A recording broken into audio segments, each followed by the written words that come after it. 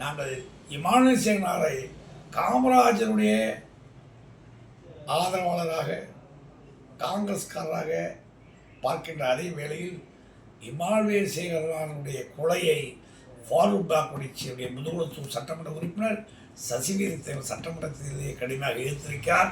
57க்கு பின்னால் 62இல் தேவர் நிர்மாணம் பெற்று வெற்றியடைந்திருக்கிறார். 71இல் ராமநாதன் எம்பியாக மூக்கையா தேவர் வெற்றி பெற்றிருக்கிறார்.